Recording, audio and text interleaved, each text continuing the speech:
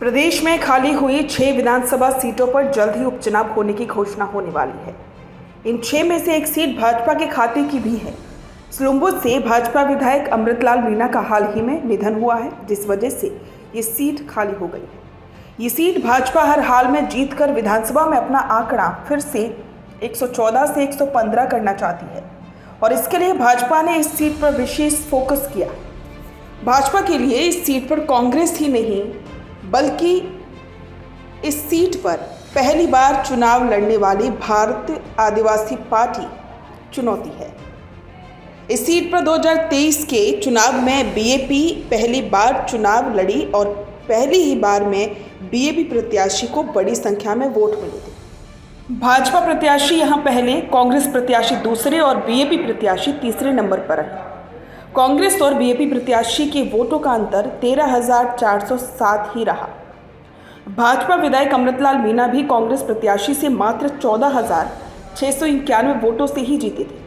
BAP प्रत्याशी को 24.23% vote मिले।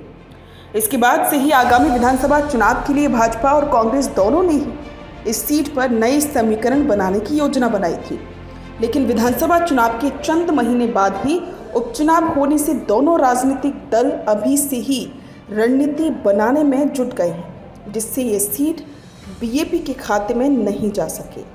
भाजपा इस सीट पर सहानुभूति की लहर की तो उम्मीद कर ही रही है, लेकिन साथ ही जातिगत समीकरण साधने पर भी काम कर रही है।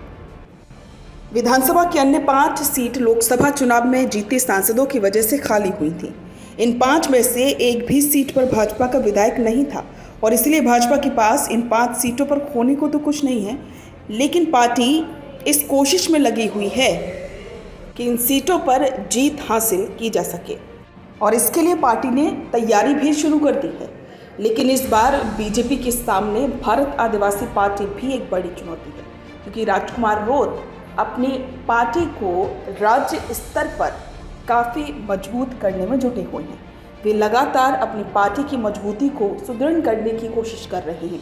वे लगातार लोगों से मिल रहे हैं और साथ साथ में लोगों की आवाज़ को भी बुलंद कर रहे हैं ताकि उन्हें समर्थन मिल सके। आदिवासी बाहुल इलाके डूंगरपुर बांसवाड़ा के अलावा अब राजकुमार रोत अपने पैर और आगे भी पसार रहे हैं।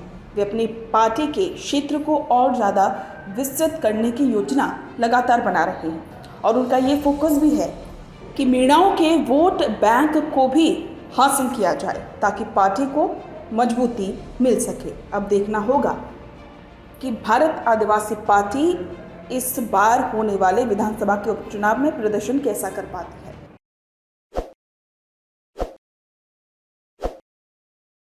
ताज़ा खबरों के लिए विजिट करें द फैक्ट इंडिया की वेबसाइट और डाउनलोड करें द फैक्ट इंडिया ऐप।